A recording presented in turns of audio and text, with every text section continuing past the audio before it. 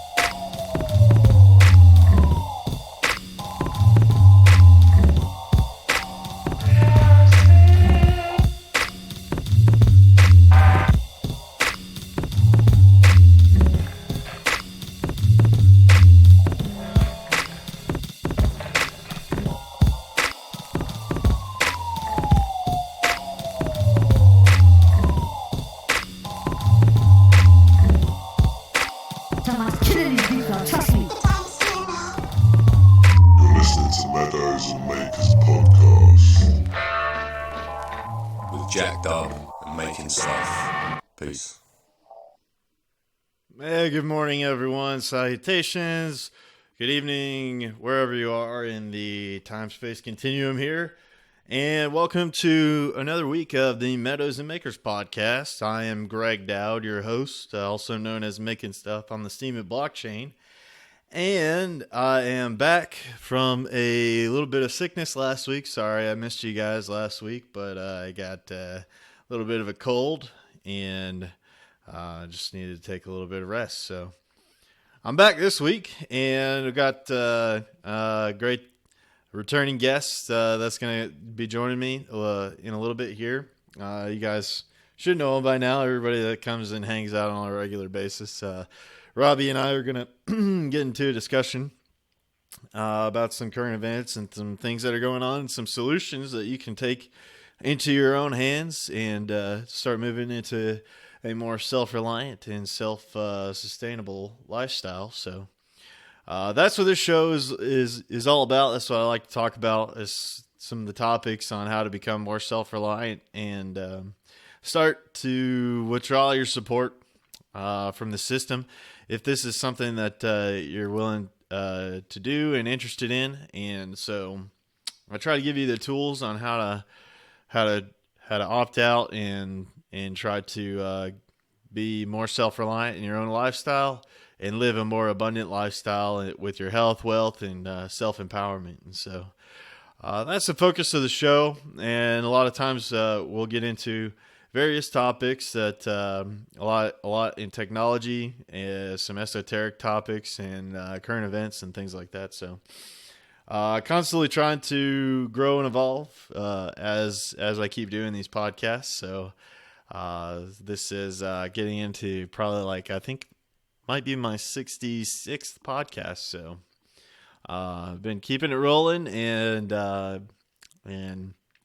really is just a focus on trying to empower other people. So that's what I'm all about. So with that being said, getting that out of the way, I need to do my show disclaimer. And so the views and opinions that are expressed on this show are my own and those of my guests, and they do not reflect on MSP Waves or the wonderful people that keep this operation going over here.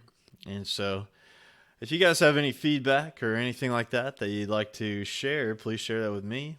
And it does not reflect on MSP Waves or any of the operation they got going on here. So this is really centered around try to bring this information to the folks on Steemit, but also to the community outside Steemit as well. So I also post all my podcasts onto YouTube, and I haven't been kicked off of YouTube yet, so you can find all the episodes under my channel on YouTube as the Tinker Tribe, and I also will post them to Steemit and under the Meadows and Makers account, and then also I repost those or re-steam those to my account, making stuff in my blog. So you can find the show recording in all those locations. So if you want to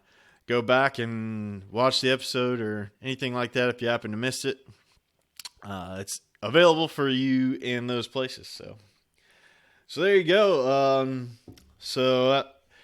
Another thing I like to do on this show is just one of the fundamental beliefs I have is that we're all abundance generators as human beings. We all have the ability and the power to generate abundance in our lives, but we have to choose that. And one of the things that I tell myself, and I like to say as a mantra for the show, is that I will be an inextinguishable light of possibilities for myself and others, and something to hold in your heart and to just move forward and keep moving forward. And every day that we have here is another day to move forward in a positive direction, to change your personal life, change and affect the world around you. So that's the statement I like to get out there and and leave that with people. So Crimson, you're abundantly tired this week. Yeah. You can have abundance of tiredness too.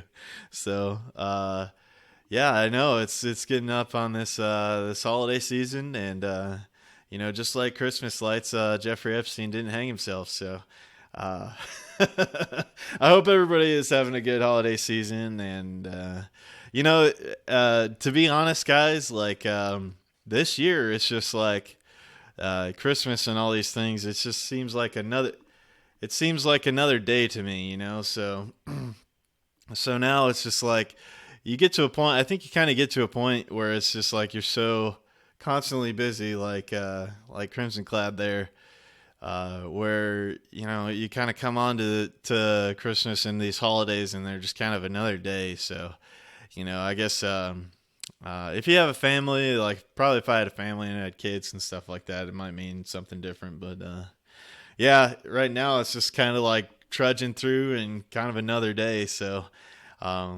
anyway, it's just been kind of fun recently. Me and one of my buddies from the new place I'm working at, where he's getting really into farming like chickens, rabbits, and he just picked up some quail recently.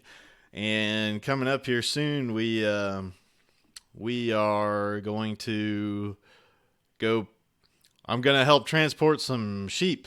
This is the first time I'm going to do some agricultural transportation locally. So he knows a buddy of his that raises sheep, and then he linked up with somebody else that was interested in getting some. So I'm going to do my first hand at going and picking up and transporting sheep. So luckily I do have a buddy of mine that also raises sheep, and so I contacted him about it earlier this week about what I needed to know on being able to move some sheep. And yeah, I know for one thing they like to jump, and so I was, just planning on building like a cage out of pallets or something like that in my truck so I could move them. And luckily my buddy has a little cage that's all meant for being able to put the sheep in and transport them in a truck in the back of the bed of your truck. So So I'll be picking that up after the podcast today, and we're gonna move a couple sheep tomorrow morning and do all that. So yeah, sheep are loud. Yeah, definitely they are. They're also they say that we're a lot like sheep in the regard that people tend to follow the crowd and things like that. And well, I mean, if you go watch what sheep do in the field, once one of them decides to go in one direction, that whole herd is following them. So it's I remember one night that we were going out there and moving some sheep with one of the buddies of mine, and we're trying to wrangle the mama sheep into this pen so that they could look at one of the babies that got hurt. And that was quite a task to be able to actually wrangle the mama sheep and get her to actually get into this temporary pen that we had to set up. So if you need to get single out one sheep from the entire herd of sheep, it's actually quite a task. So so hey, Robbie, how's it going, man? I was just telling the audience a little bit about some of my upcoming events here. I'm going to be moving sheep for the first time, so just telling them a little story about, when I had to help a friend of mine move some of his sheep and wrangle the mama sheep, and so yeah, that'll Sounds be like fun. You're gonna move the whole herd. Yeah, you got to move the whole herd, and then you got to get lucky to get the mama in there. If we had to put the babies in the little pen so that the mama would want to come see her babies, but you have to move the whole herd in that area to get them. So it's not an easy task. Yeah. So it's just Sounds yeah, like fun. Yeah, it is a lot of fun. Yeah. So yeah, man, what have you, I know you've been real busy with the sawmill, and you guys have been doing all kinds of stuff on creating custom furniture and stuff in your local area, and doing some of that stuff for your for the homestead and all that. So Yeah, we just set up a booth at one of the local antique flea market kind of things, and set some things out there, and we're just going to produce some stuff, set it up there, and let it sell while we continue to work on other things. Man, I'll tell you, flea markets has got to be the place where all the stuff is happening in the homestead community, because my buddy Dimitri that work at the shop with, he's been going to the flea market in Ardmore, and he's been getting, that's where he's got all his rabbits and bought all his chickens, and he's getting all his equipment for all that farming and stuff. You're certainly not going to go to town and go to your box store and buy chickens and rabbits. And now you could go to a co-op or something. They might have them, but they only do, like Tractor Supply does, a season, and they'll have a month or so where you can buy chicks. Yeah. And, other than that, you're just out of luck. You get your feed and stuff. But flea markets are a resource especially for livestock. Yeah, it's seems to be where all you can buy a lot of livestock is at those flea markets. So yeah, he did that. He's doing chickens and rabbits, and he's also doing some quail. So those quail are interesting, man. They just their egg production is like they'll lay anywhere. They don't need a nest box or anything to lay their eggs. So chickens will do that to a certain degree. If you don't have them a nest box, they'll find them a little cubby hole somewhere. And I kind of get tickled anymore at my mother and my wife and all of those, because they have in their mind, they get on Pinterest or something and they see this nice, real pretty hen house, with all of these doors and 15 different boxes and all of this, and they want you to build this stuff. Or they want me to build it anyway. So, but the thing that you notice with these hens is they'll pick one or two boxes, and every one of them will lay in that box. You don't need 10 of them, it's crazy. I had the last one I had 6 boxes in, and every one of them would lay in one box, and I had 5 empty boxes. So They do different stuff, and if you don't have the boxes, they'll find them a little place under a shelf or somewhere, and they'll dig a hole in the ground, and they'll sit there and lay the eggs that way. And so, yeah, chickens and stuff are different experience if you're not used to it. So. Yeah. So he's just getting started, and he's got his heat lamp going in there, and he bought some of these chickens from the local flea market, and he's getting concerned because they're really not laying that much, but it's only been a couple of weeks. So, well, they don't lay until they get to be a certain age. Yeah, that's what I told him. I was like, the guy. Processing. Yeah. So they go through periods of time during the year, about twice a year, where they don't lay. And they'll be, anywhere from 3 to 6 weeks they won't lay. That's why you got to have more than one chicken. Yeah. Yeah. And so the guy at the flea market, I think he approached him the last time he was there, and he was like, "What's up with these chickens, man?" He said they were layers, and they're not laying. And the guy's just like, well, now sometimes you'll stress them when you move them. Yeah, that's what the guy told him. Yeah. Yeah, you stress them and they'll quit laying for a little while. One thing you can do that I've found that helps me anyway is I have a high protein fish food that I use for my aquaponics. Yeah. And if my chickens get to where they're skimpy on the eggs or they're cutting back on the eggs, I'll give them some of that fish food in combination with their food, and then put some calcium carbonate in there with it. That gives them the calcium and the protein, and they'll start back laying. Hey, that's cool. Yeah.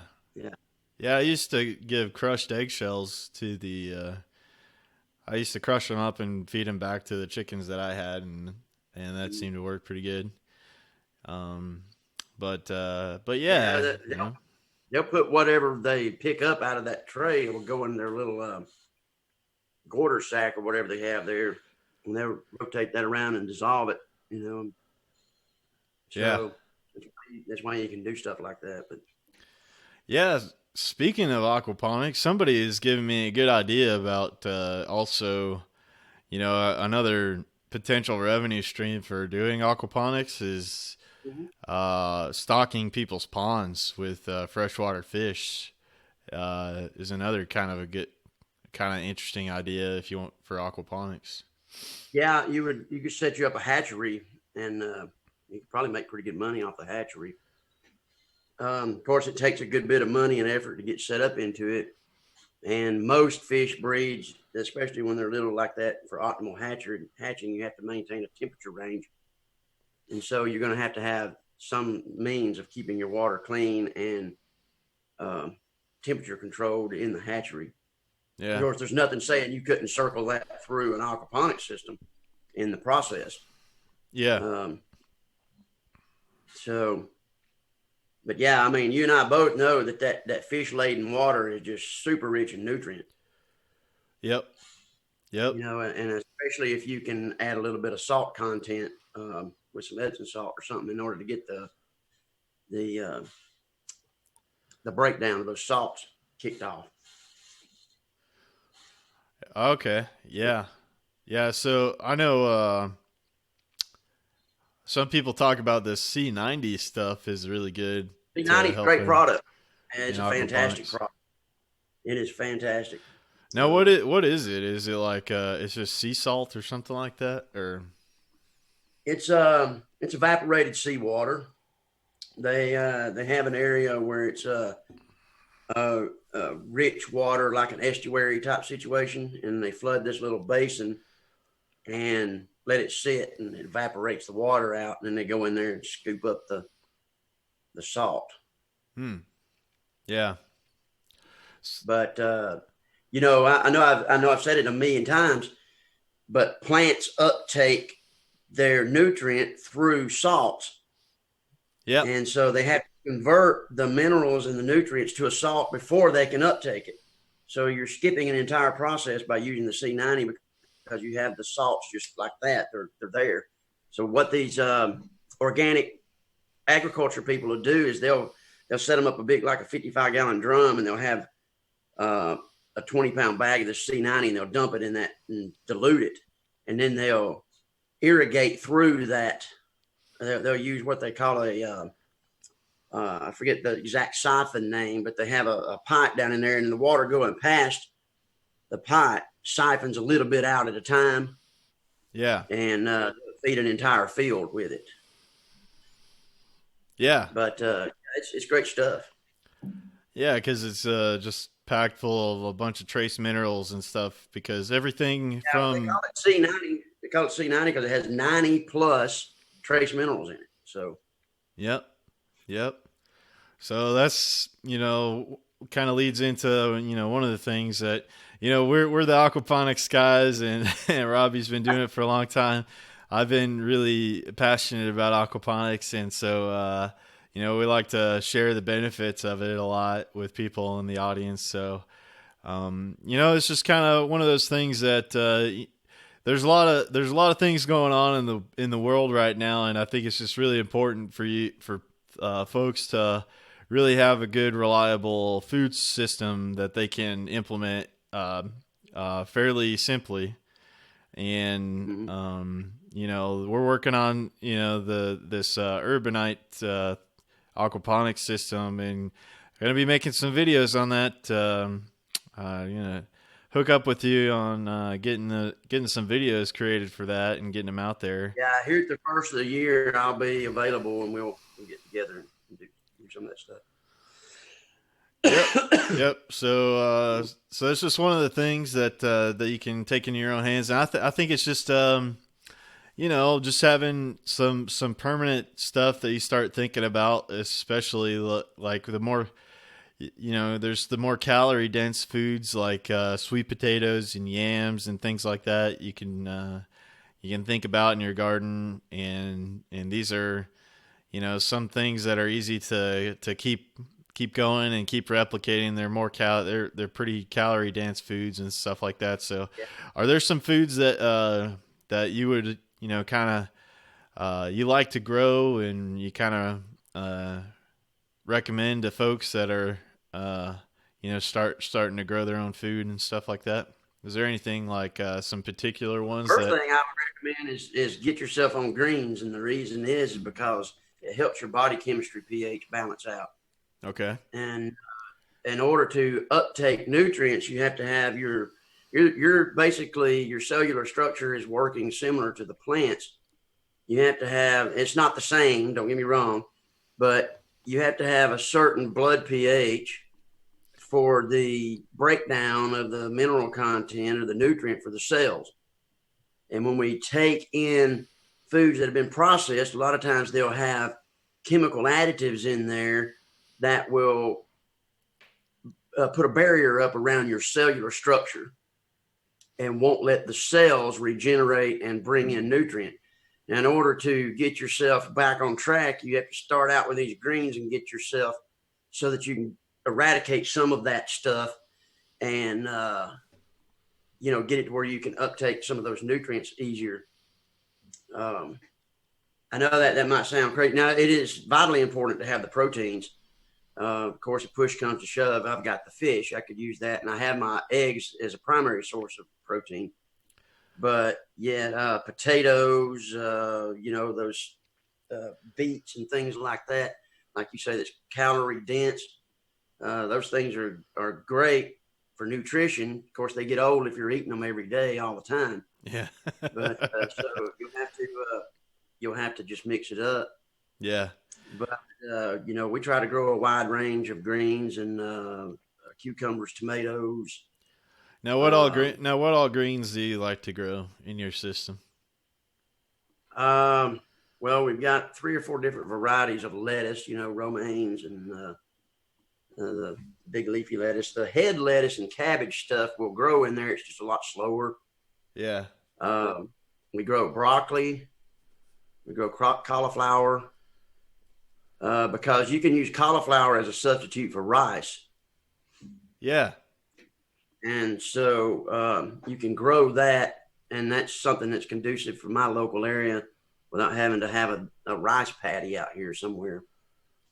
Now, my wife is allergic to nuts, so we don't have a wide range of nuts, but we do have some nuts, that I grow some peanuts and stuff like that along the way for my own consumption. Me and one of my daughters eat a lot of that, and my other daughter and my wife can't eat the nuts, but that's okay. We do other things. And then we have, we grow lemons and apples and things along that line. We really want to try to get some pineapples and stuff going. We grow a lot of aloe vera. Aloe vera is extremely healthy for you. Yeah, talking about pineapples, I got a couple that are here at my folks' place that I've been growing for probably about, I don't know, probably about 6 years now, but I still don't have any pineapples, but they've been staying alive, Yeah. Yeah. Yeah, you may have to have them in a greenhouse. They may be going dormant, cold weather or something, but I don't know a lot about the cycles of the pineapples. It is a tropical fruit, tropical tree. So, yep. We got a comment from Solo Miner. Solo Miner just came and stayed for a little bit with me, but I think he grows sweet potatoes. Yeah, we had some of his sweet potatoes when he came by, and and he said you start them after the spring frost, and then just let the rain do the rest, and harvest them before the fall frost. So yeah. There you go. Yeah, that's a good thing to have there. It's interesting that, potatoes, really people didn't consider them back hundreds of years ago to be a viable food source, but they started using them because the people would raid villages and stuff, and they would burn down all the crops. And so by having the potatoes underground, they would have a way to eat. Yeah. And, so. Yeah. Pretty yeah, those in yams are supposed to be really good, and supposedly you can find wild yams and forage for wild yams, and and then also the there are wild lettuces and things like this, like plantains, and you have dandelions and all these things, which also I know dandelions for sure have a good medicinal use for them. You can make teas and things out of it. Yeah, I've been getting into buying some books recently on the natural herbs, stuff that's local in your area, that you could go out and just forage for. Before we had the pharmaceutical companies, that's what people had to use. Yep. So, yeah, I have an old pharmaceutical map of the U.S. that shows different medicinal herbs that grow in the different bioregions of the U.S. and it just shows you all the different medicinal herbs and what they were used for, treating. Yeah. And most pharmaceutical products are based off of those herbs anyway. They base them off those herbs and then they add chemicals to them. So, yeah. And then those, the problem is that those synthetic chemicals have to be broken down, and the ones that have, weird side reactions in the body chemistry, they have to go get filtered out and everything. So it really has to make your liver and your kidneys, do some extra work and stuff. So, and this is another reason for growing the greens and growing the stuff yourself, is because that information, nature's information, is embedded in those organic plants. And when you have synthetic products, a lot of that information is lost. And so you don't get an information transfer into your cellular structure. I know that sounds strange to most people. We live in an information universe. Everything is an exchange of information, whether it be chemical or energetic. Yeah. And so, but organic plants do have a different information base in their genetic structure than a synthetic product. And so when you intake a synthetic product, it's going into your cellular structure and attempting to rearrange the information of the cell. Yeah. And so, you can really get into a deep rabbit hole with this stuff, but, that's my take on it. Well, one video, and somebody, if you're interested in this information to go look up, is Dr. John Bergman. And you can find his videos on YouTube. But one of the videos that I watched of his recently was about how there's this whole germ theory, which is what was invented by Pasteur, which is that the germs are the cause of illness and disease and all this, but there was an opposing theory, which was that it's actually the suppression of your immune system.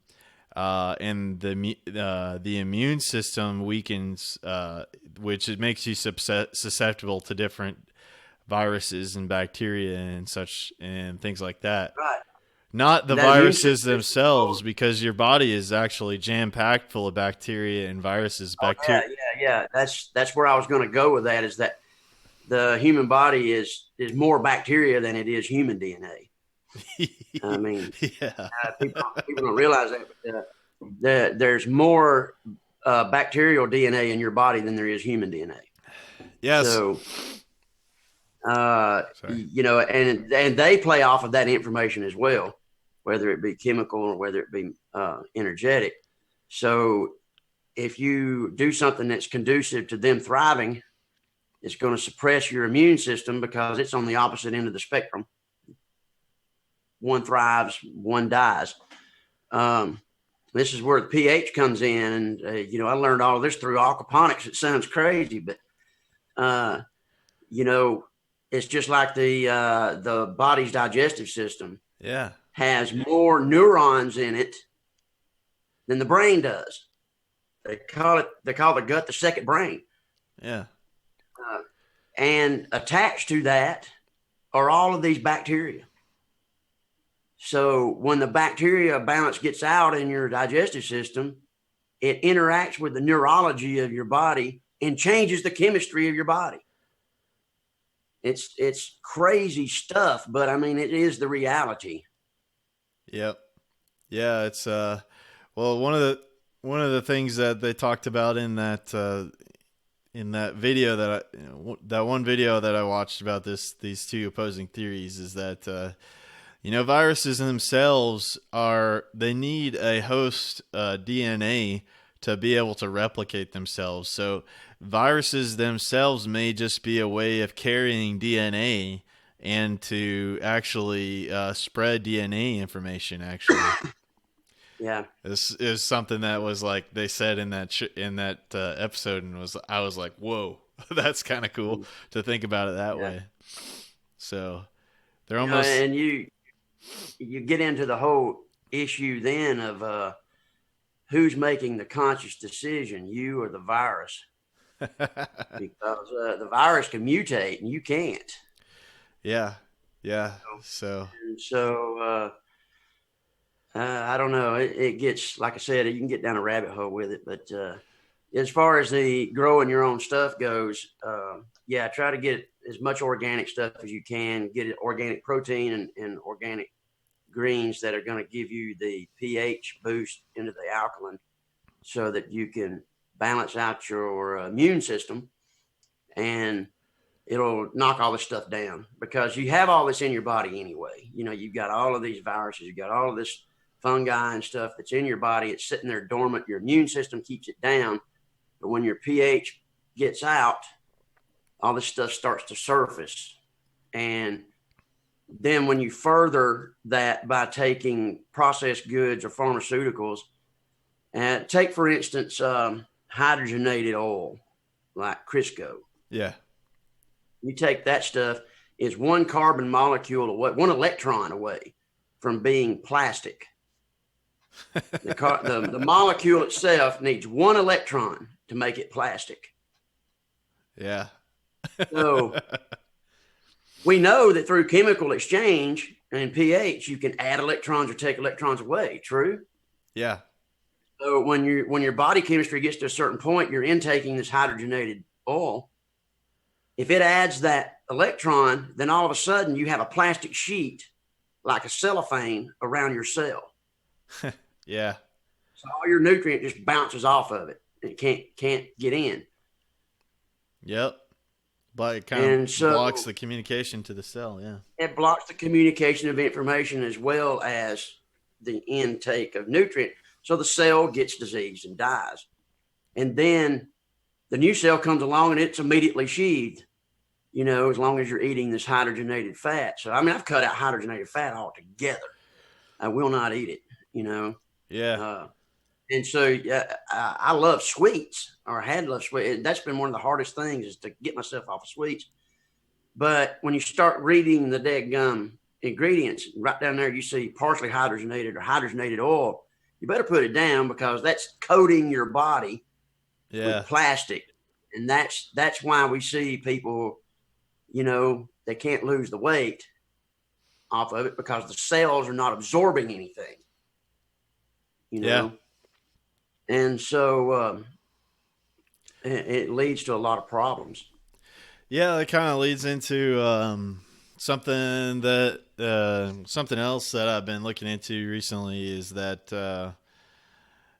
the state of deuterium, the deuterium levels in water, and then there's some kind of new test that's out there that you can check your level of deuterium in your body, and so there's a lot of these waters out there that are claiming that they're like the fourth state of water, double helix water, or whatever, low deuterium water. So yeah, I was about to say, you're getting into EZ water now. You're talking about the exclusionary zone water. Well, yeah, but yeah, so there's a lot of there's a lot of studies behind the easy water and how you can increase the easy water and all this stuff, and then so deuterium is heavy water. So water is actually like really complex. It's like a really complex thing, and so many other things influence water. Even like I think it was a Japanese scientist that found that your emotional state will affect the structure of the water and things like that too. And so it's like if you express gratitude for your water, actually is supposedly change the properties of the water. So it's he took water samples, and they would do a test where somebody would be angry or whatever. Then they would freeze droplets of the water and analyze the crystalline structure of the ice. And it was very clear. You could see, when someone was happy or they had this other thing, you'd have this real beautiful structure. And then when somebody was angry or mad or ticked off or wanted to kick somebody's ass, then you'd have this just real ugly, non-uniform structure. It's almost like the emotion was interfering with the information in the water. Hey, yeah. So that kind of leads to another thing that I've been looking into recently, is this book by James True, and I got an interesting part of the book kind of section off here to talk about a little bit. But the book is called The Technology of Belief, and a lot of it has to do with how belief is used to control the masses, really. And so one of the things in there which was really interesting was chapter 4 in the book is called Needles of Cleopatra, and he talks about how the crystal structures in obelisks and how they can be used as like energy transfer. So, or have the ability to create energy. And so so in this I'll just read a quick passage out of here. It says, obelisks are piezoelectric devices that absorb vibration and eject energy into the atmosphere. This science is documented. Suspending a wire 40 feet in the air can power a low torque motor, and if the top of the wire is terminated into a sharp point like a pyramidion, you would create even more energy. The symmetrical point or capstone found at the top of obelisks, pyramids, and domed roofs focuses the electricity, and this is the science of grounding. And then it goes on in the chapter to talk about how these obelisks were all in ancient Egypt. They were used as by the mystics and priests of the time to actually they would do human sacrifices in front of the obelisks, and it was a way of transmuting, that death into a control mechanism because of the energy exchange through what he says in the book of prana, the idea of prana. And so it's these crystals Being Lifeforce Energy. yeah, like Lifeforce Energy. So it's like kind of the idea of these crystals embedding energy, or some kind of specific energy, in trying to alchemically transmute these into will or force, or some kind of will into the consciousness of the area, is just kind of an interesting concept. Well, it's interesting that you bring all that up, because the crystalline structure itself is really just an alignment of the carbon atoms, correct? Yeah. In a particular crystal. If we look at a superconductor, it's really just a material that when you supercool it down, the atomic structure, the atoms all rotate into the same lattice. They rotate in the same direction. So a crystal is basically doing the same thing. And you were talking about water, structured water. That's what that is. You're taking, because water is essentially a crystalline structure. It doesn't sound like it because it's liquid, but essentially it's a crystalline structure. And so when you have structured water where it's all oriented the same direction, then you have these different characteristics that show up. Yeah, so easy water, in the work of Jared Pollock that I've been looking into, is that he says that the easy water, which is semi-crystalline and forms on the surface of hydrophilic surfaces, which all our cells are hydrophilic. They want to attract water, and they carry a charge with them. Exactly. Yeah. So, like we were talking about a minute ago, if you was to encapsulate that cell, the charge can't get in and out either. And so you don't have a water transfer. It's a barrier right there. That easy water, being just a few molecules thick there, orients that water so that not only the nutrients get in, but the electricity and the information can get in and out of the cell. And it's like almost like a carrier, you could say. This ain't stuff that I came up with now. This was, I read this out of Jerry Tennett's Voltage is Healing. Okay. So if you want to get into this sort of information, go dig that book up and give it a read, and it'll be astonishing. It'll open your eyes. I mean, the guy's brilliant. Yeah, that one's on my reading list. So is The Body Electric by Robert Becker, and Right. I've got to get into that one too. But just get into There's this balancing thing that goes on between pH, electricity, and water. Yeah. And these things, they have to be in a certain balance, and then the cells will thrive. And if they get out of balance, the cells won't thrive, or particular other cells like cancer cells will thrive. And so there's a lot of things that's being dumped into our bodies through artificial means that's facilitating the negative side of this.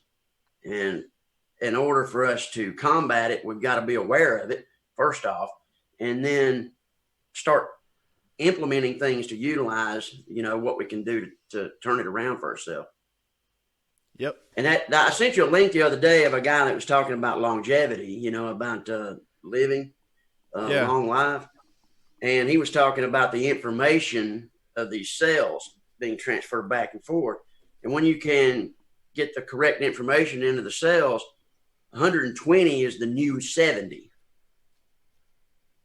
Huh. So, according to him, we're right around the corner of understanding how this information transfers. Of course, he's a classical trained chemist / physician, so or biologist. So he's thinking naturally in terms of chemistry and pharmaceuticals, but the information still applies that he's talking about, because you can use that information and use the organic components to accomplish the same thing without having to have all the pharmaceuticals.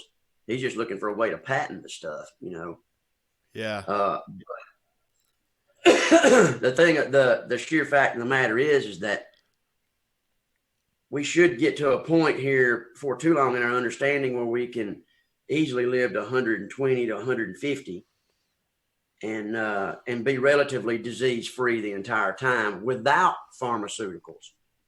Yeah, I totally believe that is really possible. Yeah. From all the information that I've been looking into is that you should live healthily all the way through the end of your life. Through your even until your biological clock just says, "Okay, time to shut off," and it just click, and one day it's off. But but a lot of it has to deal with I was watching another one of Dr. Bergman's talk, and he was talking about how, this guy was 75 years old and he was still working construction and bricklaying, and he was beating all the younger dudes that were around him.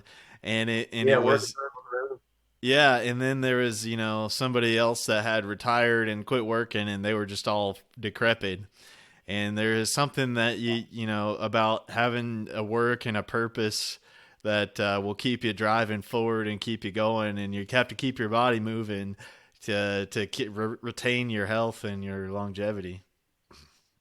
Yeah, and the same thing applies for the mind. You need to constantly be learning, and there's been a lot of studies that show that people who are constantly learning stuff stay sharp, and like I've seen one where this lady was almost 90 years old and she was learning new languages. And because of that, she was just sharp as a tack. But there was a time before where she had just sat idle watching TV and was going downhill, and started learning this language and went back up. And I really think that's one of the keys is just you always have to exercise your mind and your body, and just keep moving and keep keep all your systems moving, because anytime you stagnate, it's just that's when your immune system gets suppressed and your lymph system gets blocked up, and you basically have a sewage block up, because your lymph system is your waste elimination for your body. So, and Yep.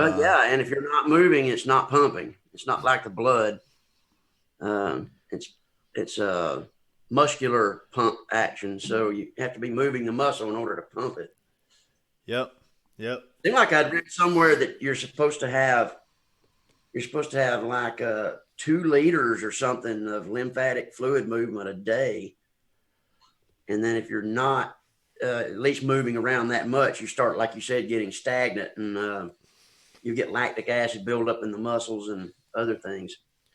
Yeah.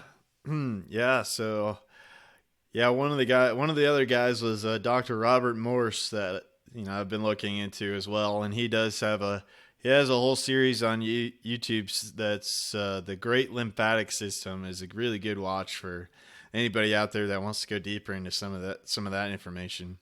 But he was saying something like there's quite a bit of your body system is actually that lymphatic system, that waste elimination system. So it's really important to keep that going and keep it pumping. Yeah. And I know I told you earlier that I got started taking virgin coconut oil.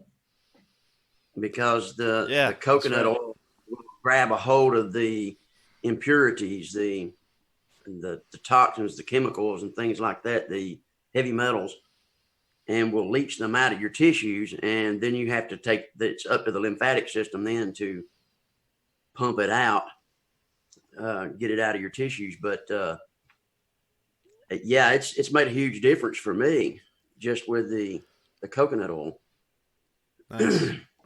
Nice. So, so yeah, maybe changing gears here for for a second here. I just want to get into maybe some of the recent news that's been going on. We had a congressman, I believe, in Virginia recently state that if the locals would not abide by gun confiscation legislation, that they would send in the National Guard to take care of business. So, so this, I believe this was a Congressman Donald McEachin, and Who was he addressing this towards? The sheriffs or the local politicians, or was he addressing it towards the who? Let me pull up the article here. See. Because I'd heard they had threatened to send in the National Guard, but I didn't know who had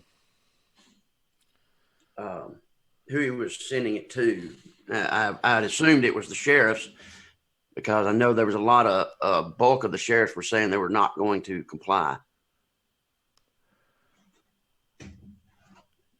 Yeah, I believe. So it's a Donald McEachin, 4th District of Virginia, and then let's see if I can pull up the article here. So this says, yeah, Virginia Democrats seeking to use their newly gained majority in state legislature to pass a series of anti-gun bills, but have run into a blockade. The bills, which include implementing universal background checks, outlawing certain weapons, and allowing a red flag warning system, are being openly contested by more than 75 of the state's counties. So this is a Virginia state legislature thing. So Democrats... So he's directing it towards the counties. He's basically saying, if we pass this, you'll comply, or we'll bring in the National Guard. Yeah. Democratic lawmakers have said local police who do not enforce gun control measures likely to pass in Virginia should face prosecution and even threats of the National Guard. Well, okay. So you're going to send the National Guard in to implement an act that directly violates the Constitution, even though a law was written at the state level that supposedly tells them that it's legal. That's where that go back to the top up there. I just find that beginning header up there to be crazy as hell, because he says the law is the law. Did I read that right? So in other words, he's saying the law is the law, but you could pass any law you want. That doesn't make it constitutional. Yeah. I could have my local people over here pass a law saying it's illegal for me to look at my mailbox. Does that make it constitutional or morally correct? Right. So I think we're going to get into a sticky situation with the National Guard with that,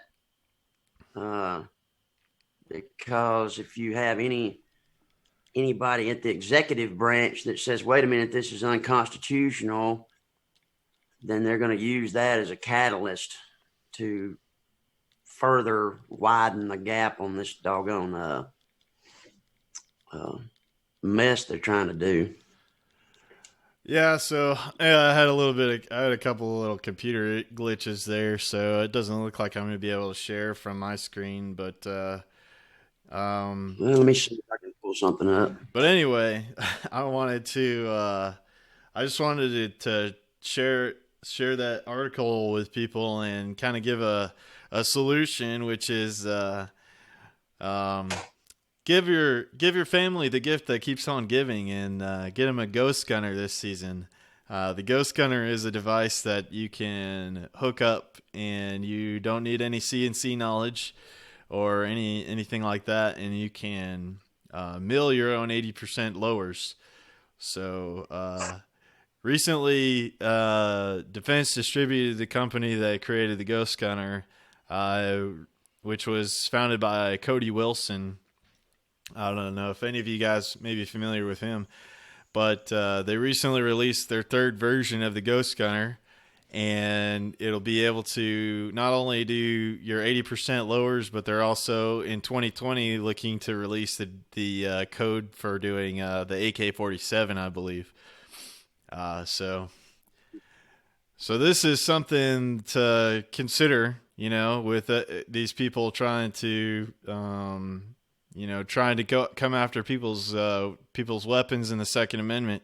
In my opinion, we're coming into a point in time where these bureaucrats, they're not going to be able to keep up with the technology. And so for people to actually take it into their own hands, that they want to be serious about about the Second Amendment and their own defense, there are tools such as the ghost gunner to get that done. So. Well, let's look at maybe the bigger picture of this. Why Virginia? I mean, how many mass shootings have been in Virginia? So what do we have? I don't know. Yeah. I'm saying, and this is just my opinion here, but it seems to me that Virginia is mighty convenient due to its proximity to Washington, D.C., don't you think? Well, yeah. Mm-hmm. Okay, so if you've got a rogue element trying to take control by whatever means necessary, you sure don't want some militia rising up right next door and marching over the line and taking you out.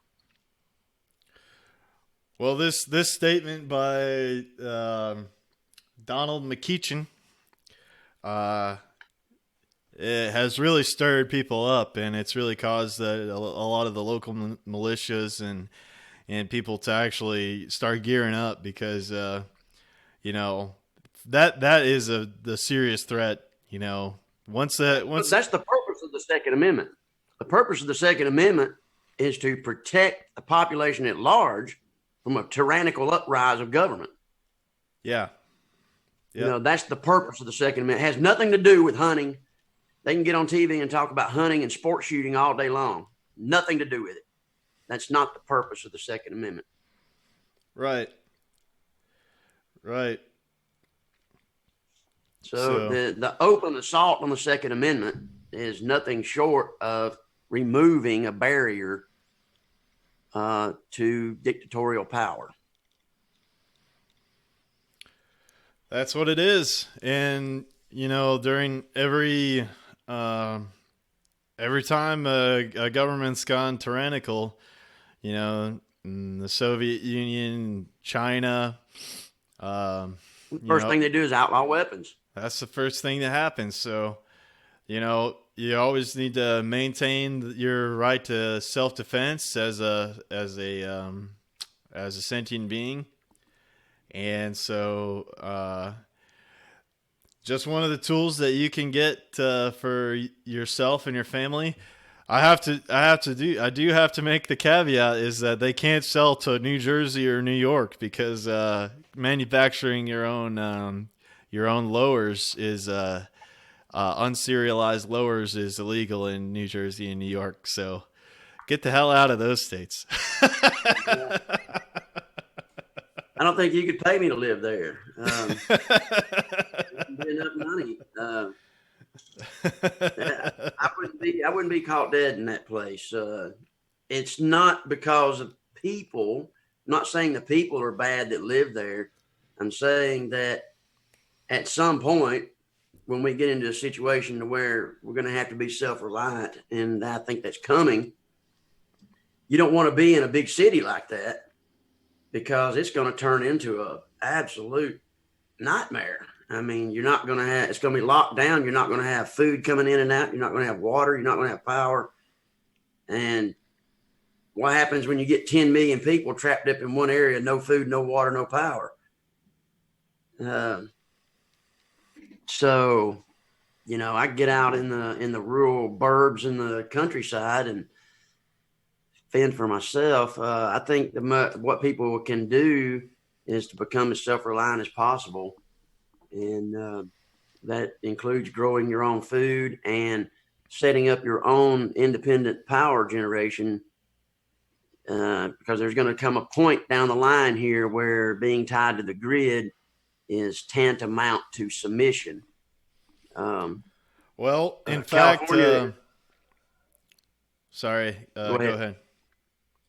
I was going to say that I was listening to a thing this morning where they were talking about how California is floating around regulation on power and water to the point to where they're trying to test and have it set up to where you have to, number one, be tied to the water supply, but you can only by law use 50 gallons a day per person, and you're limited in the households. So you got a house limited to 4 people, 200 gallons a day maximum water. Over that is criminal violation. And all the studies that they've done has said that the least they've been able to get it down to is 190 gallons per person. So they said, well, you can't wash your car, you can't wash your clothes, you can't water your garden, you can't, none of these things. You can only use it for potable water and, maybe toiletries, wash up. That's it. And so they're trying to push that. And at the same time, they have a bill on the electrical side where they're pushing what they call the microgrids. And it sounds good on the surface because you say, well, that's decentralized. But tied to the bill, everything beyond the meter belongs to them. In other words, you're required by law to be tied to the meter and have a solar system in new construction along with the batteries, but it belongs to the power company, and you're required to feed into the microgrid. That way it takes all the expenditure off of the power company, but yet they make all the money. And it requires you legally to maintain it and keep up with it and all of that shit. So that is an expression of the things that they're looking at trying to implement. And if that sort of thing ever comes down the line nationwide, then you'll have these little microgrids all over the place. It'll be decentralized, but you'll be responsible for generating the power to the grid, and it'll be a criminal offense if you don't. Well, so if you're going to go solar, be off grid. That's the point. Yeah. So, I've been against the grid tie systems for a while now because I saw the writing on the wall when Obama did the little thing where he was doing all of the tax credits for the grid tie solar for his green initiative. Yeah. And I told my father-in-law's an accountant, and I said, think about this. I said, he did it on his accounting firm, and he spent like $200,000. And he had a grid tie system. I came out there and said, where's your battery? He said, oh, it's a grid tie. And, oh, they're going to pay me. They're going to pay me, blah, blah, blah, blah, blah. It'll pay for itself. Well, here we are 10 years down the road. He still hadn't made his money back. He still pays a power bill. And then when Obama passed the NDAA, since it's grid tied, it becomes part of the national utility. And so his solar system is now part of the infrastructure. It's a way of passing the cost over onto the consumer, away from the power company. They don't have to maintain the infrastructure of the wires and everything. So, it's go off grid. Well, and so one of my efforts has been looking into this technology, and I've been taking a course by Ben Peterson on the waste bot, which is taking waste plastics and turning it into diesel fuel. And one of the things in his course was giving a bunch of videos from the current people that are part of waste management, and then there's one of these guys from one of the Harvard, Yale, Stanford, whatever, the Ivy League dudes or whatever that served in the UN on some kind of environmental thing on solutions for that. I watched his talk, and what he's saying the future of energy is going to be is just what you said, these microgrids, but they're all going to be hooked together through the Internet of Things. Yeah. And so if you have somebody in your neighborhood, these devices are going to be talking to each other. If there's the model for utilities is going to change for these utility companies. They're now going to be power logistics companies. So you'll be connected to these networks, and these utility companies will be a service provider for power logistics on how to reroute power from these little microgrids or whatever, because they're going to have, these little meters on and smart devices connected to everything. So there's another aspect that people don't consider when they think about these systems too, is being connected to the Internet of Things the way that they are. And when you look at the legislation and what they require, especially for the batteries, the new one out of California, where they're requiring these lithium ion batteries in all new construction starting February of 2020. All new construction will have to have some type of solar power with a battery, and it must be grid tied. The thing that people don't consider about this stuff is that being connected to the Internet of Things means that it now is a weapons platform as well, because they can send information to and from your system to that battery bank. They can either pull energy out of it or overload the thing.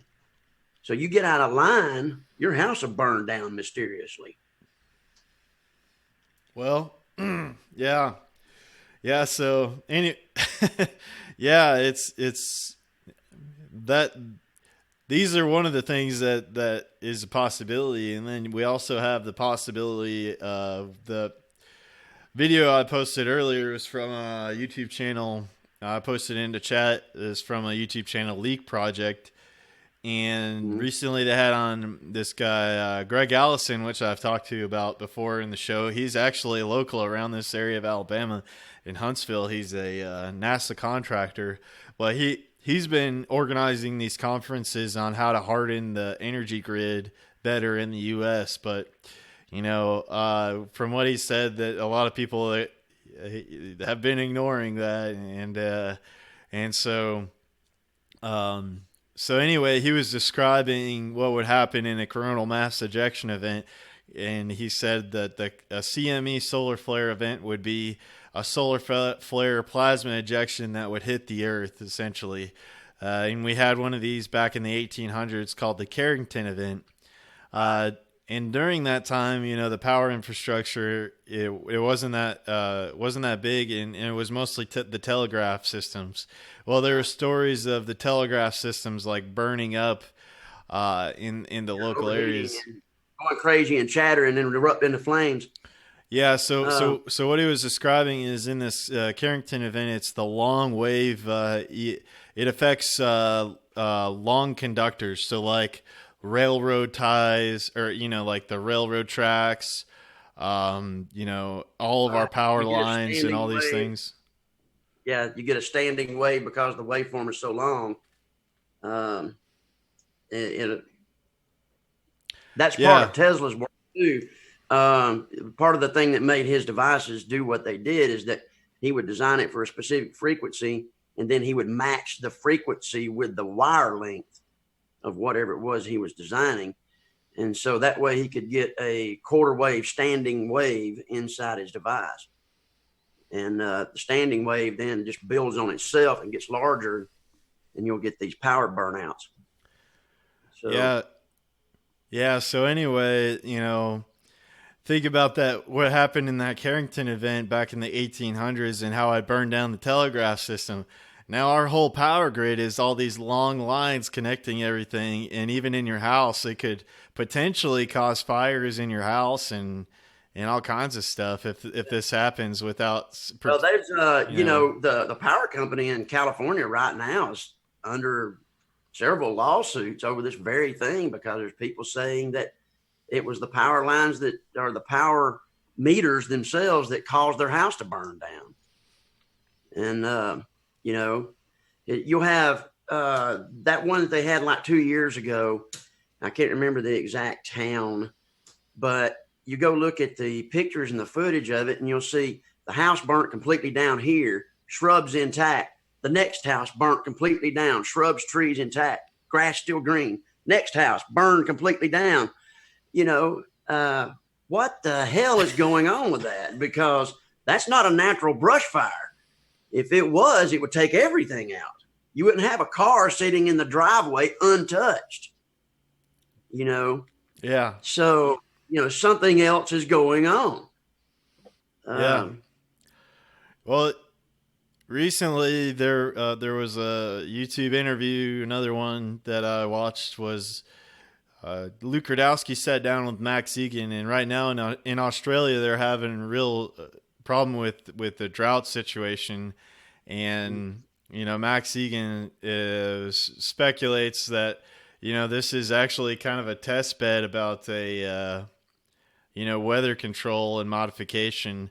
He goes into how in the soils have been tested, and they're testing for they're seeing aluminum, barium, and strontium in the soils. And elevated. So your trees and plants will take up the aluminum, and it basically becomes like a thermite. Yeah. Inside the plant, and so it just gets a little bit hot, and the sucker just erupts and goes up, because the aluminum fuels the fire. Yeah, I've heard about it. It's messed up. Yeah, and so one of the things that he goes on to talk about in there is that there's also a lot of these people that are buying up water rights, I guess. And something that is that's kind of weird is that if you buy a piece of property or land, you buy some land or whatever, there's all these other rights that go along with it. You have your water rights and your, forestry rights and all these other mineral rights and all these other things. Like, you may own the land, but you may not own these certain rights on the land or whatever. Yeah, so you might not own the mineral 20 feet down. Yeah, that's especially true in municipalities. So anyway, I mean, that kind of makes just another. It kind of makes another case for aquaponics and being able to even do things like, atmospheric energy, atmospheric energy collection is one thing, but then also being able to harvest energy from the atmosphere using just using like dehumidification technologies and stuff like that too. So.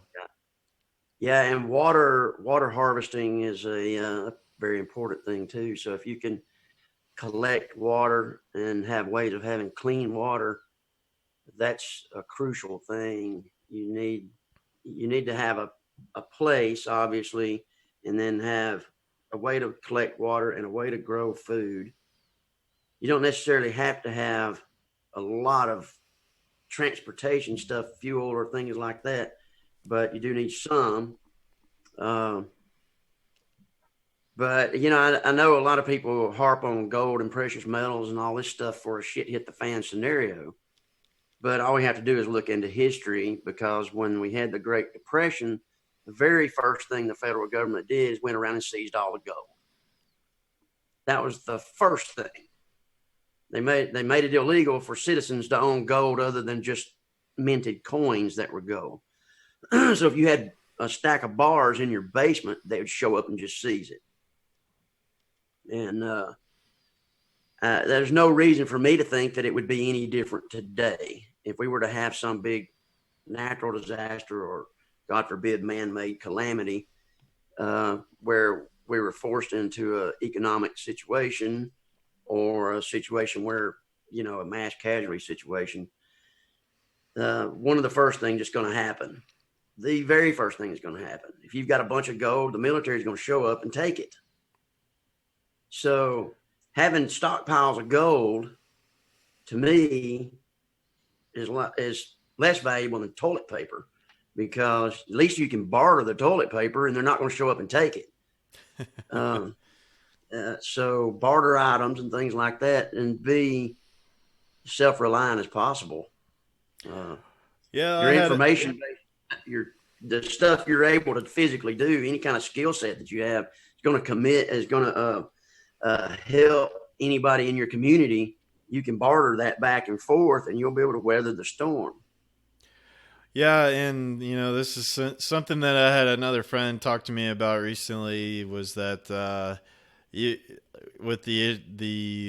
kind of brought up some things about cryptocurrencies, and I said to him, I really think that until you have your food secured, you have a way to create shelter, secure your water and your security, and energy would be a nice one, but it's not necessary. But and then have good relationships with your community and with your neighbors and with the wider community, of building a network of like-minded people.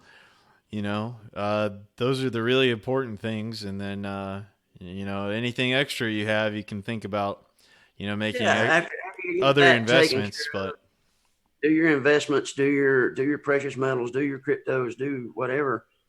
But I would never advise anybody to put money in investments or any kind of precious metals or anything that's not right in your hands that you can use before getting those things in order that you outlined. Because you can have, like I said, you can have a closet full of gold, but you can't eat it when the crap hits the fan. And if you've got a guy up the road who has one cow, he's not going to trade you that cow that he's feeding his family with for no amount of gold. Yeah. So, and then that's assuming that it don't get seized right off the bat. But now you could, if you're just intent on doing precious metals, silver's probably the way to go. Probably, to me, be more viable than gold.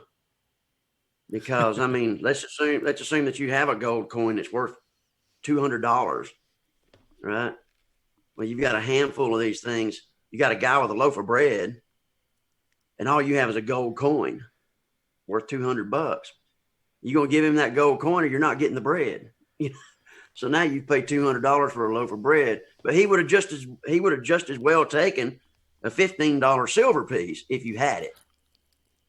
Yeah. Yeah. So the thing that I try to, the way I kind of think about it is like, so the precious metals you don't think of it as a barter thing or something like that, but if you do hold precious metals and there is some liquidity crisis, cash goes away, all the cash is hoarded up or used up or whatever. You're still going to have some kind of medium of exchange. And then if you are holding on to precious metals, you could potentially use those to buy assets like land or something like that at a really, maybe 1 ounce of silver might buy you a couple acres of property or something like that. That's true, because property values and values on everything in general are going to plummet. Yeah. When that happens. So if you got the means pay for it, you could pay pennies on the dollar. I read a story recently about a guy, and I think you may have even turned me on to it, about the guy that had weathered through the Depression and just kept working, and he had saved up money beforehand instead of buying a bunch of stocks and bonds and all this stuff, had all this money. And they said, well, what are you going to do with this money? And the Depression hit, and he was able to buy up all this property all over the place.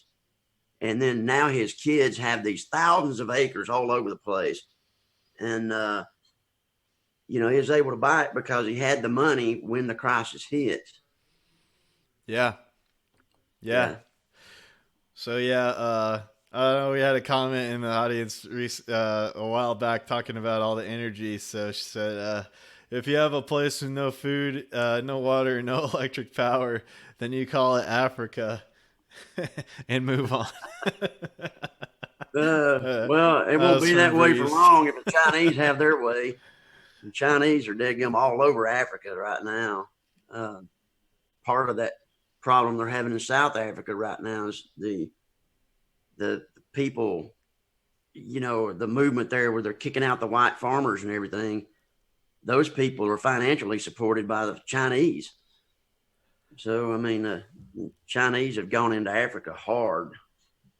Yeah. Trying to build highways and all kind of stuff. Of course, it's the ultimate goal of the Chinese is just to milk the resource, but. Yeah.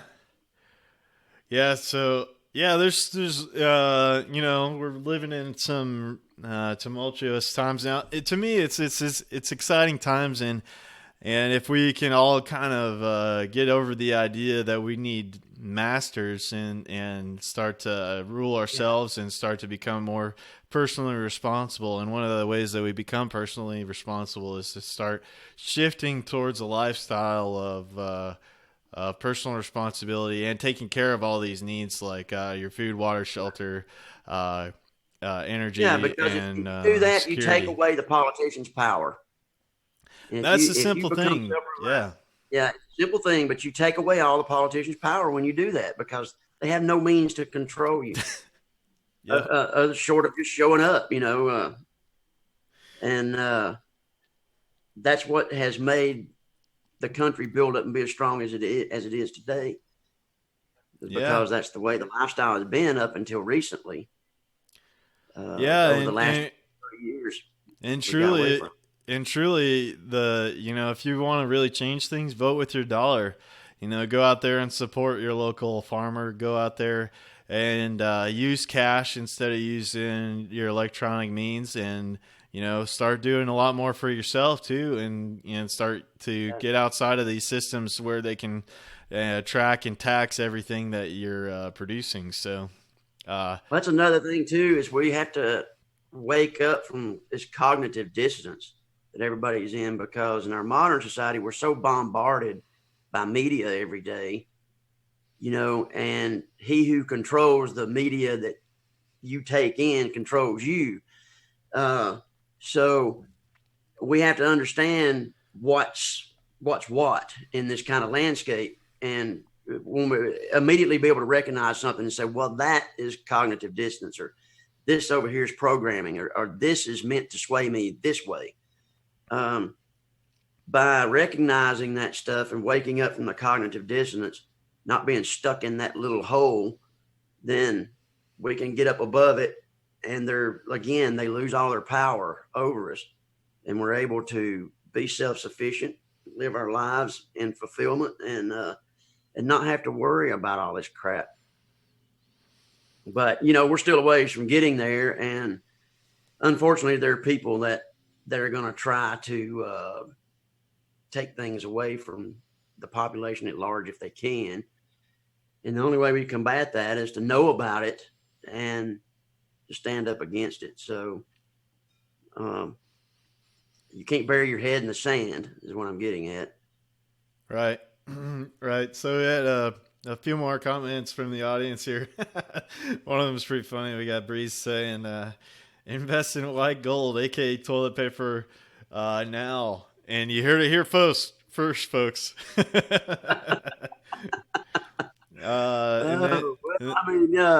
I guarantee you take any woman in an emergency situation, one of the most prized possessions she's going to have is a roll of toilet paper.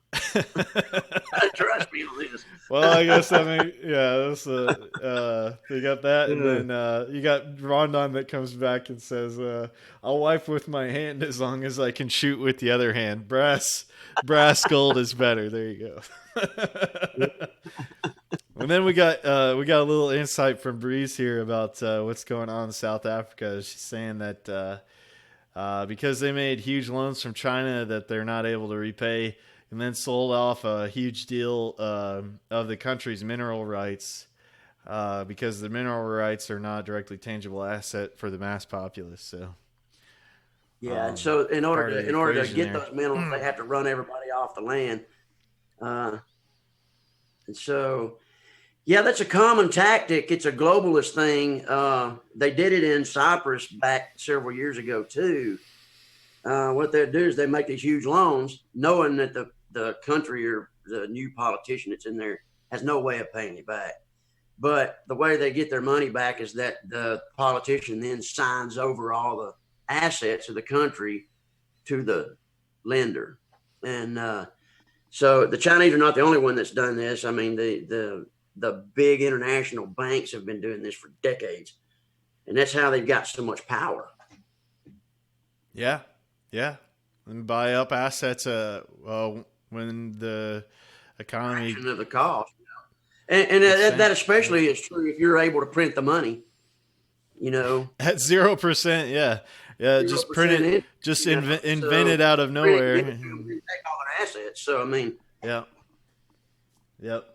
So that's one. It's just using alternatives such as just staying out of the whole using the fiat and just start to use alternatives of barter and trade and different ways that you can get outside of the system with cryptos and precious metals and just get creative with different ways of getting outside of the system.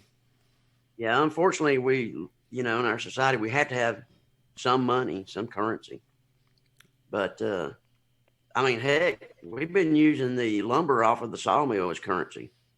Yeah. That's we've traded a lot of stuff for lumber.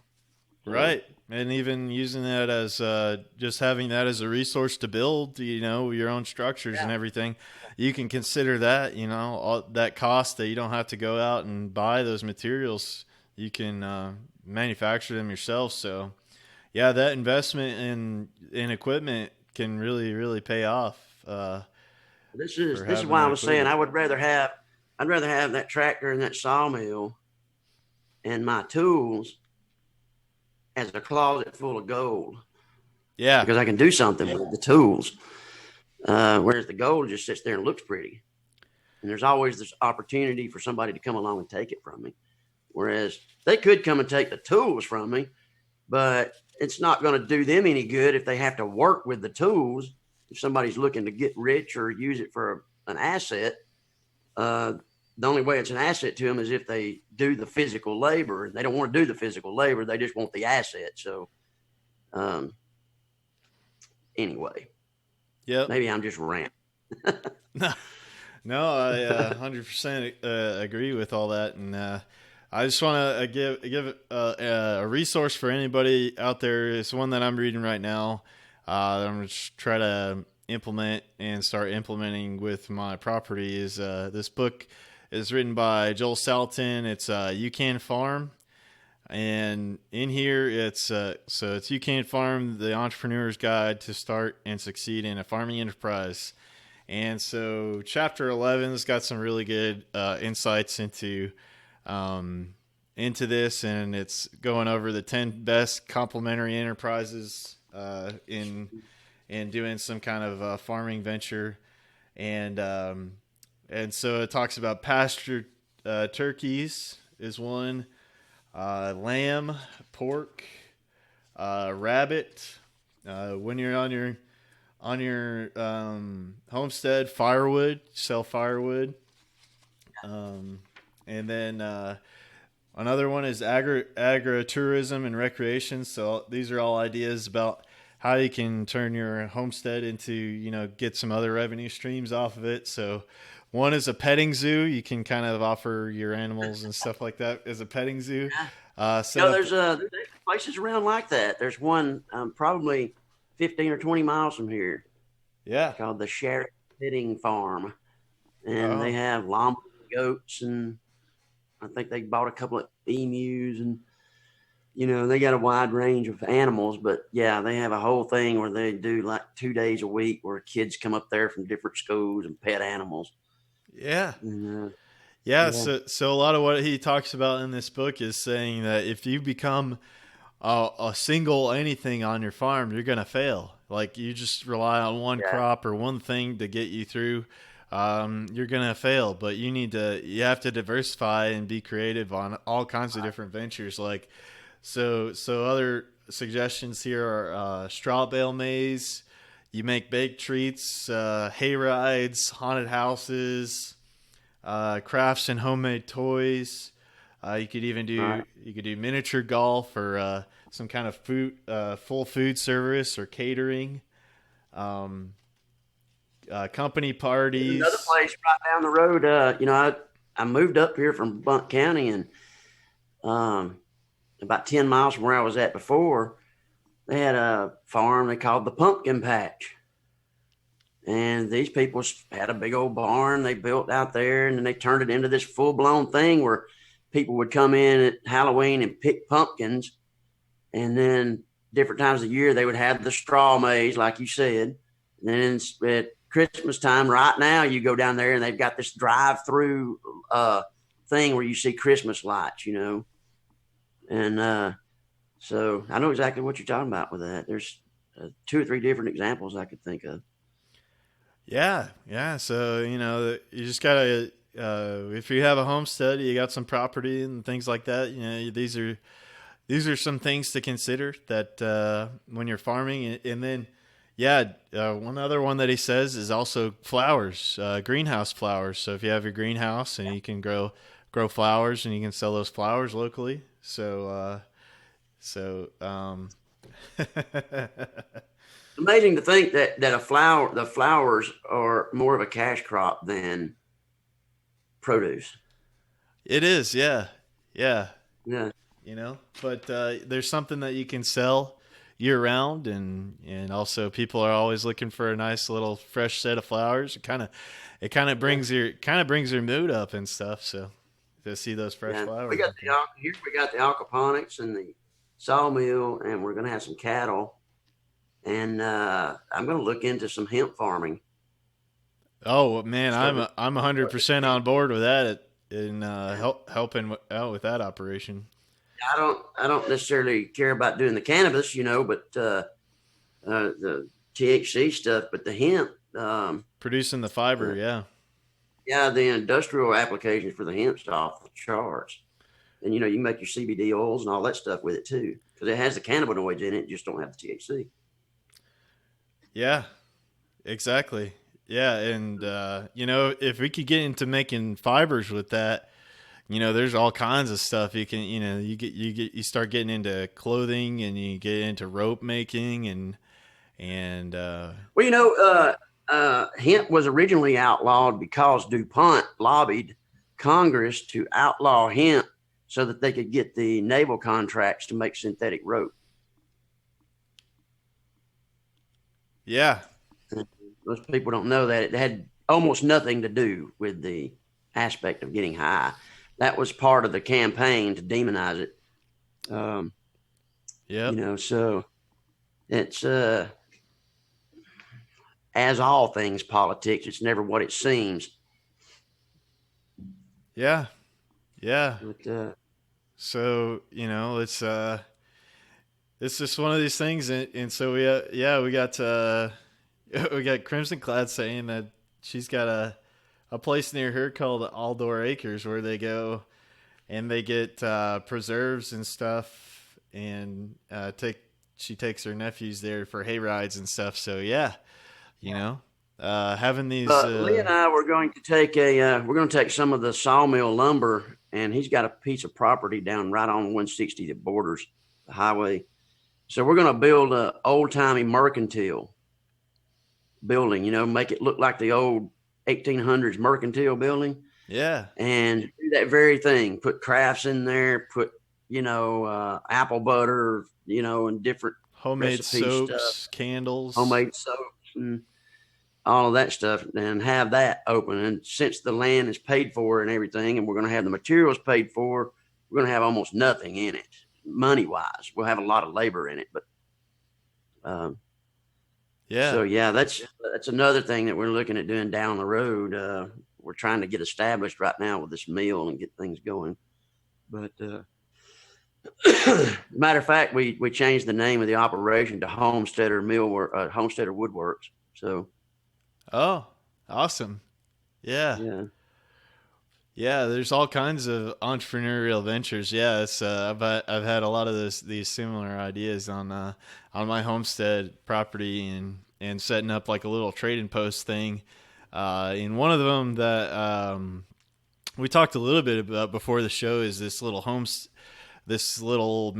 CNC. It's a CNC mill that you can cut out plywood things into, and you could do custom signs and stuff for people with that thing. So, that's one of the projects that I want to get going while I have a little bit of time off here during the holiday season here. So, So you got you a week or two off during the holidays.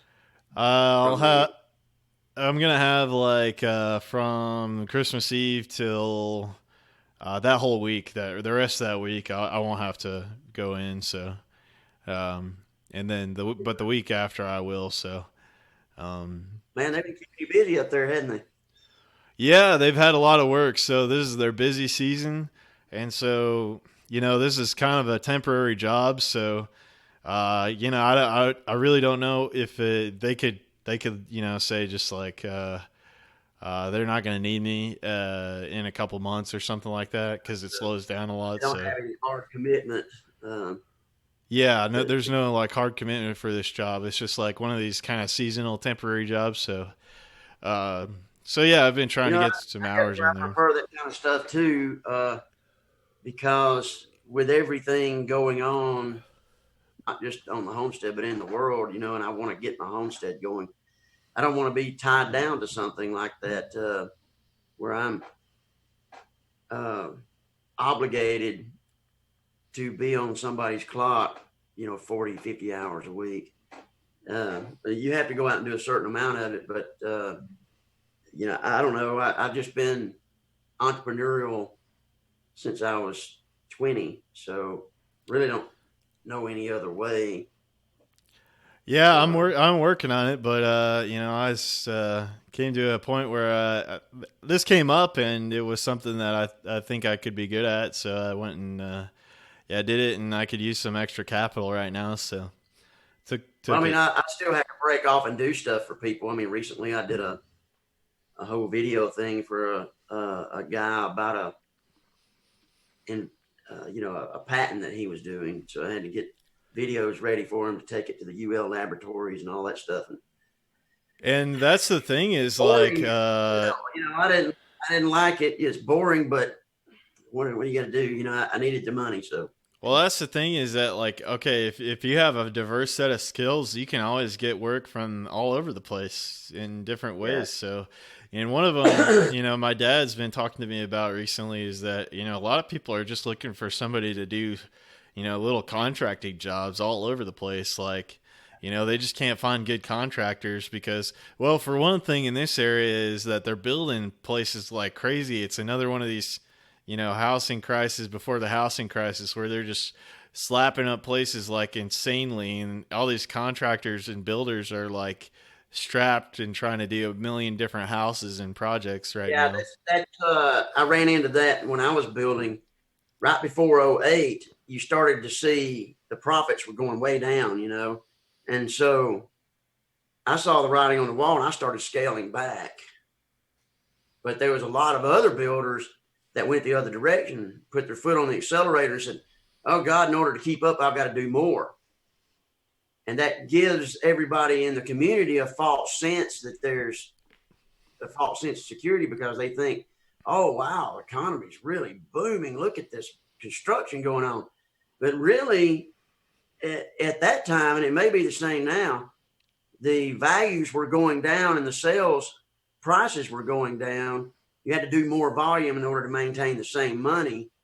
And it was getting to the point to where it wouldn't take very long. You'd be under, it'd be negative. And so I think that they're headed towards that again because there's been a steady decline in the actual values of homes versus a new house. Now, you'll have these little isolated pockets where a brand new house will sell for $250,000. They'll have a bidding war on it.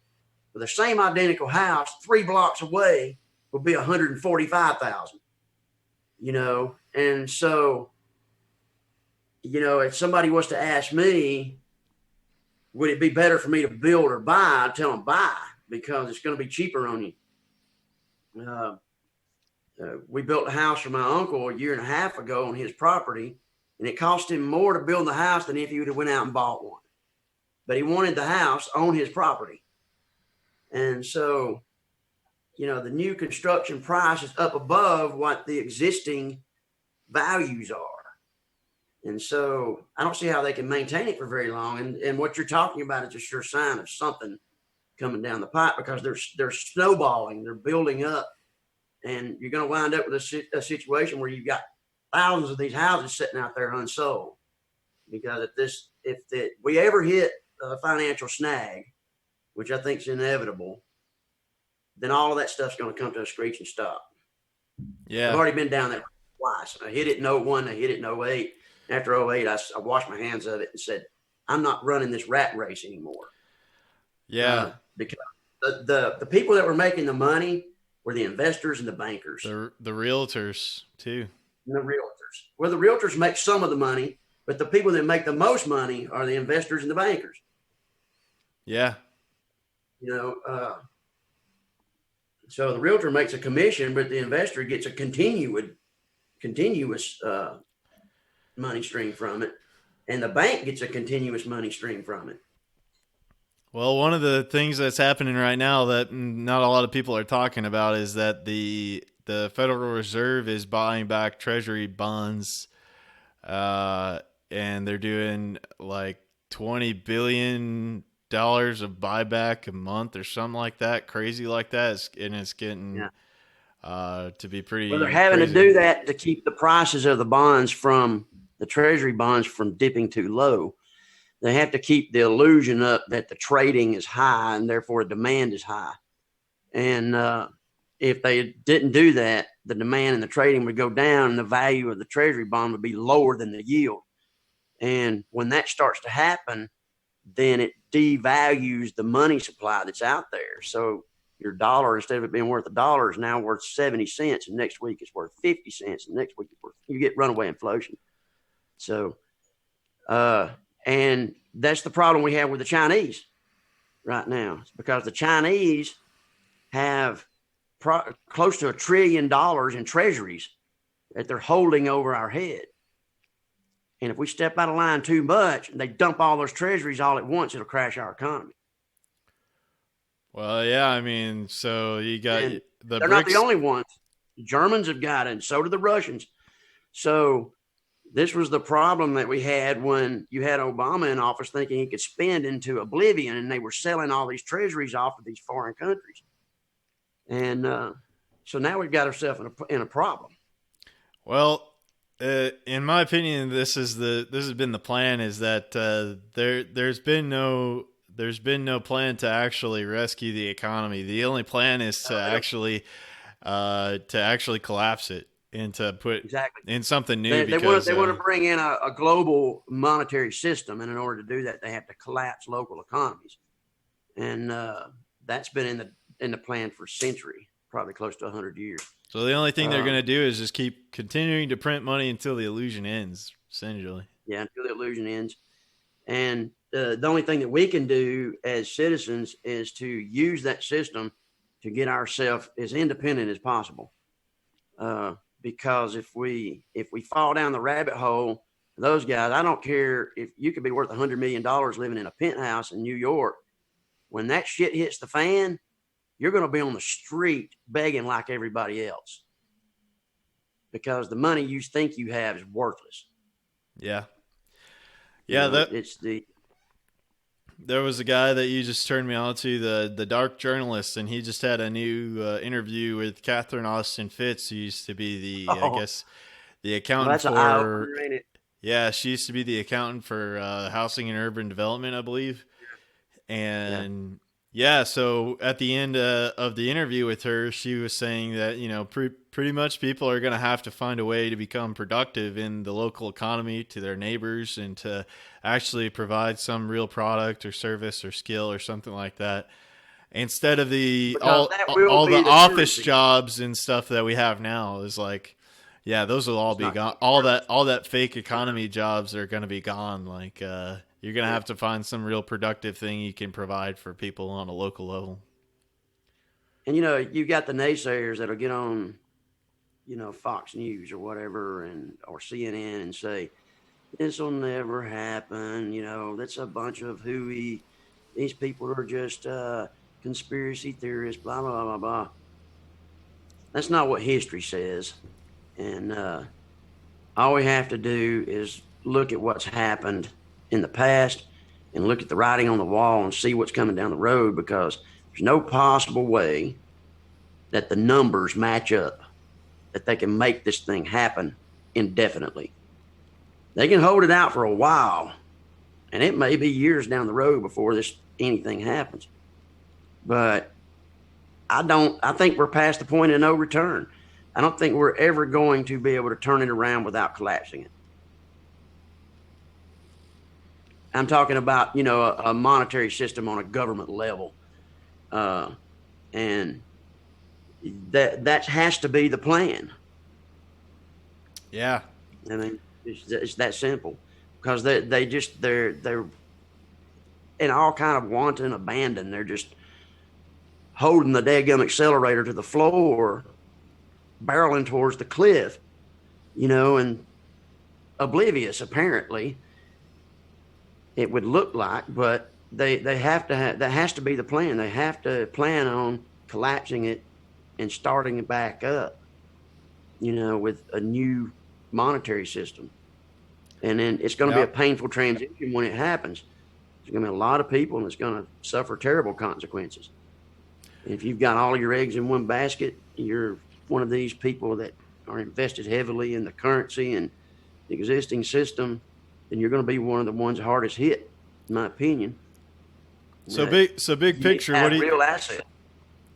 Exactly. Go ahead. So big picture, what do you think they're gonna, as the Hegelian dialect, what's gonna be the solution that they present in your mind when they collapse this thing?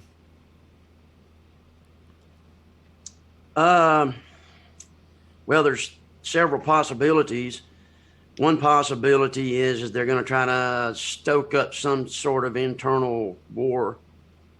They foment some type of civil war. And this thing going on in Virginia right now is like step one. You get the National Guard pitted against the people, and then you're going to have the army. Then is going to split into multiple factions when that happens. And then the only way the guys they can that side with the militia and stuff. So and then what happens is the politicians say, "Oh my God, we've got this humanitarian crisis. We've got to have the UN." And so they bring the UN in, and then the UN clamps down on everything. Everything collapses, is monetarily wise. And they say, well, the U.S. money is no good anymore. We got to do this international drawing right or this other from the World Bank and in order to save the country. And that's one scenario. And that seems to be the direction that they're going. Another scenario would be to have some type of attack from somebody like North Korea or China or some false flag where they knock out the power grid and all the digital money disappears. And in that scenario there, you'd have pandemonium nationwide. But in that scenario, I see that they would have a harder time controlling things. But it may be like a last resort if they can't get what they want. I mean, we're dealing with people here that have a scorched earth mentality. In their mind, if I can't have it all, you can't either. And so they would just as soon burn the freaking planet down as to let anybody go free and have it for themselves. And this is the kind of mentality of people that's in high positions. And a lot of the politicians we see up there are puppets. We have to come to the realization that there are people above government officials who have dirt on them. They have blackmail. They have monetary strings, just a wide range of things that they use to control these people. You know what? Right. You know what? Go These ahead. impeachment hearings have kind of brought out, and some people are actually starting to like get a little bit wake up a little bit to it is that, I was in the gas station. We usually go and get this breakfast at the gas station before we go into the shop. And we were talking to the gas station attendants or whatever about some of this. And actually one of them actually said that, both sides are the same. We need to be united as people and quit fighting each other. And so I was like, wow, okay, well, the whole impeachment proceeding over the last year has been a smokescreen, because you got all this other stuff going on in the background, like this thing with the gun confiscation going on in Virginia, right? And it's set up to coincide with something going on at the first of 2020. And obviously these people that are doing this stuff are not worried about elections. If they were, they wouldn't be acting the way they are. So, and you have the Republicans are right in bed with them. The Democrats are now doing what the Republicans did 10, 15 years ago. The Republicrats and the Demoplicans. Republicans and what the Rebloodlicans, as though Jesse Ventura called them. Yeah, Demoplicans and the Republicrats. Yeah. What did it say? Democrats and Republicans. Yeah, they're all part of the same gang, man. They're all go out to the same parties, the same thing. They do this play when they go into the halls of Congress that they're all against each other. At the end of the day, they're all going to each other's houses, going to the same parties, seeing the same lobbyists. 90% of it's theater. That's what it is. It's theater for mass consumption. And when people break that cognitive dissonance and they realize that, that's when we'll start seeing a sea change in the population at large. But it's going to take some major event, because there's a lot of people asleep. And the whole impeachment thing, I felt like was a big smokescreen for what's been going on in California for the last year and a half. California has been aligning themselves, the California state government and the senatorial people have aligned themselves with the communist Chinese, and they make no bones about it. They've been bringing them in by the droves. They've been selling property to them. They've been putting them in infrastructure positions. They've been bringing in all sorts of equipment, and then they turn around and they take down all the ham radio repeaters, and now they're wanting to limit water and limit your power consumption. They've been turning power on and off. They've even talking about limiting internet use due to carbon footprint. At what point do you wake up and say something else is happening here? And the thing that you were talking about one day about the black helicopters, in downtown LA at the Vegas like shooting. That. Yeah. This was done to shut down a human trafficking operation out of, I think it was Ecuador. We're talking about a couple different things, I guess. Yeah, they went in and did under the auspice of an exercise. They were doing a military exercise, but they went in these places and took people out with bags over their heads and set off explosives. And all of a sudden, these people with these revenue streams the money started drying up for them. And the thing they don't realize about population at large don't realize about Pelosi is that she's originally from a crime family. Her lineage is from a crime family, and they behaved that way for the last 40 years. Her husband is a real estate broker, and what she would do is she would lobby the state to have properties condemned so that the Chinese could buy it for pennies on the dollar, and the husband would step in and sell it to the Chinese and make bank off of it. And that's all the government is, man. Is the government is one big organized crime syndicate, man. They all sell their influence and their power, because their power is essentially, and what government truly is, when you get down to it, is a territorial monopoly of force. And the people that seek the power of government are the people that wish to use that force to control others. So it's and that's why you wind up with people who have psychotic problems in high positions. Yeah.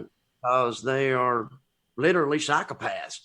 They aspire to those positions because of their psychopathic tendencies.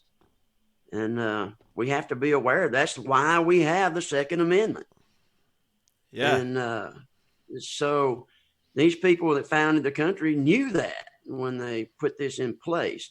And this is exactly why you see such a demonization of the Constitution now, because they want to get rid of it in any way that they can. Because if they can get the population to say, well, we don't need the Constitution, like Hillary Clinton says, it's an outdated piece of paper. You know, we don't need it. The minute they get rid of it, the hammer will fall.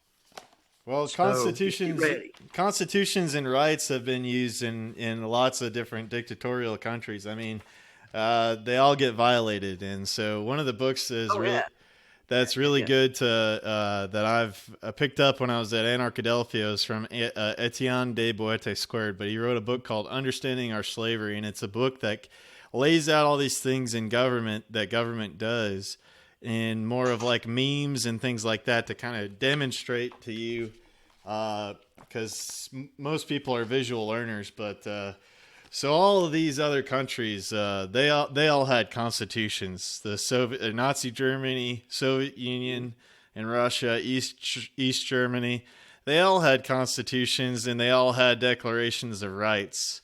And so all of these, just similar to our Constitution, they all got violated.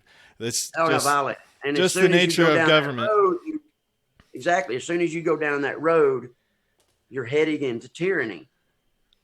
Yeah. That's what history shows us. That's what I'm talking about. History shows us over and over again that when we go down this certain path, this is what follows. And it happens 100% of the time. There is no variance. There is no degree of separation. There might be differences in approach and the way it turns out, but it ultimately winds up being a dictatorial tyranny. Well, and part of it is mind control. So on the back here, you'll see that every president is in somehow portrayed in the media as being some kind of deified figure. And so you have this, it's hopium. And anytime, to sell you that the government can protect you and your rights is, it's all hopium. One of the big things right now with the people on the left right now, they have deified Obama so much that, well, the same thing happens with Trump. They're going to protect his legacy at whatever cost. And it's just ridiculous because, the man was involved in some heinous shit. It's the same thing with Trump too. They get glorified as these saviors. These saviors. Don't let anybody be your savior. Here's the thing that strikes me about Trump. He talks about fake news. That's, just runs it in the ground. But the only thing that he has to do to eliminate fake news is to reinstate the Smith-Mundt Act that Obama repealed. And the Smith-Mundt Act is an act that was put in place to keep the media and the CIA and the intelligence apparatus from propagandizing the American people. Now, ironically, and I know it's just all sheer coincidence, that during the Boston bombing, there was an emergency session where that was repealed. Pure coincidence. Yeah. So why would you even want to repeal that act? What would be the political motive for that? And at this point, what would be the political motive for not reinstating it? Yeah. He's using it too. Right. So, and that's the problem with government is nobody wants to give up the ring of power once they have it. So it's coming. The only thing that I can say that I do like about Trump is that he's not part of the boys club. He wasn't part of the Yale Harvard secret society club, and that's why they all hate his guts. And that's the only thing that I can say that I like about the man. Yeah. Yeah. So don't believe in government. Number one rule. And everybody take care of yourselves, and hopefully that, get some tools and get some skills, and, be kind to each other, be kind to your neighbors, and just keep focusing on the good path forward, and really giving yourself those skills to take care of yourself and your loved ones going into the future. And with that said, we're coming up on the end of the show. Are there any last thoughts or comments, Robbie, before we wrap things up? We got Crimson Clad's Steamwave Saturday coming up next.